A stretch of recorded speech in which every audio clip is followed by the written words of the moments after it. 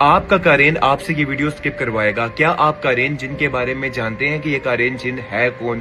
یہ جن اتنا خطرناک جن ہے اور یہ اس ٹائم کے اوپر آپ کے ساتھ موجود ہے, آپ کے جسم کے اندر موجود ہے, اور یہ اتنا خطرناک جن ہے کہ یہ آپ کا روح بھی دھار سکتا ہے, آپ کی آواز میں بات بھی کر سکتا ہے. اور اس جن کے بارے میں اللہ کے رسول محمد صلی اللہ علیہ وآلہ وسلم نے ہمیں خود بتایا تھا, اور ان کے ساتھ بھی قارین تھا. بی بی عائشہ نے جب ان سے پوچھا کہ کیا قارین آپ کے ساتھ بھی موجود ہے, جب وہ بتا رہے تھے قارین کا بی بی عائشہ کو رضی اللہ تعالیٰ عنہ کو, تو انہوں نے کہا جی میرے ساتھ بھی موجود ہے یہ جن, لیکن میں نے اس کو نیک کر لیا ہے.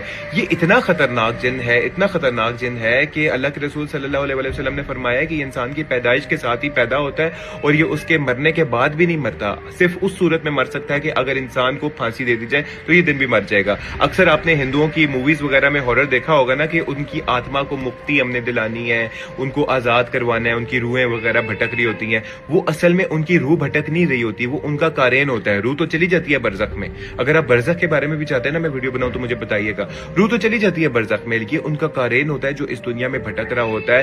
اور ہندو ویسے بھی آگ کے مرنے کے بعد لوگوں کو اپنے جلا دیتے ہیں. یہ جن اور زیادہ طاقتور ہوتا ہے کہ اگر انسان کی باڈی کو جلا دیا جائے.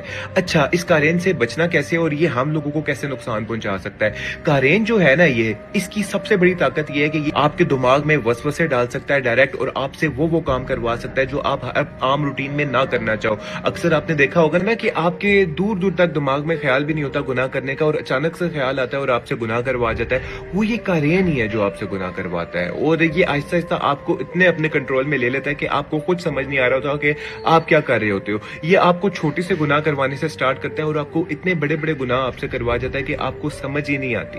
ٹھیک ہے کہ اور ایک انسان کو بدترین انسان بنا جاتا ہے اگر اس کو کنٹرول ٹائم پہ نہ کیا جائے. اب اس کو کنٹرول کیسے کرنا ہے دیکھیں, اللہ کے رسول محمد صلی اللہ علیہ وسلم نے ہمیں کچھ طریقے بتائے ہیں قارین کو کنٹرول کرنے کے بارے میں. قارین کو کنٹرول کرنے کے طریقے کیا ہے؟ آپ نے سمپل کھانا کھانا ہے تو بسم اللہ پڑھ کے کھانا ہے. الٹے ہاتھ سے آپ نے کھانا نہیں کھانا, آپ نے سیدھے ہاتھ سے کھانا کھانا ہے. اگر آپ بسم اللہ پڑھے بغیر کھانا کھاؤ گے نا تو وہ کھانا آپ کا قارین کھا رہا ہوگا, اس کو بھی مل رہا ہوگا. اگر آپ بسم اللہ پڑھ لو گے تو کھانا قارین آپ کا نہیں کھائے گا. باتھ روم میں آپ نے ہمیشہ الٹا پاؤں رکھ کے اندر جانا ہے, اور باتھ روم میں جانے کی آپ نے دعا پڑھنی ہے. اس قارین کی جو سب سے خوراک ہے نا, جو طاقتور خوراک ہے جس سے یہ بہت زیادہ طاقتور ہوتا ہے, وہ یہ میٹیلک انسٹرومنٹس ہوتے ہیں. یہ جو میٹیلک انسٹرومنٹس نہیں ہوتے جو میوزک وغیرہ ہوتا ہے, یہ اس کی خوراک ہے. اچھا, اب قارین اور زیادہ مضبوط کیسے ہوتا ہے؟ جب آپ برے اعمال, جب یہ آپ کے دماغ میں وسوسہ ڈالتا ہے اور آپ سے برے اعمال کروا لیتا ہے اور آپ کر جاتے ہو, جب آپ وہ گناہ کار لوگے نا, جب وہ آپ برا کام کر لوگے, یہ قارین مضبوط ہو جائے گا اور یہ قارین اسٹرانگ ہو جائے گا. اس کو کنٹرول کرنے کا طریقہ یہ ہے کہ آپ نے برے اعمال نہیں کرنے, جتنے مرضی وسوسے آ رہے ہوں. آپ نے ہر وقت اللہ کا ذکر کرنا ہے, آپ نے اللہ کو یاد کرنا ہے, ہر وقت وضو میں رہنے کی کوشش کرنی ہے, 5 وقت کی آپ نے نماز پڑھنی ہے.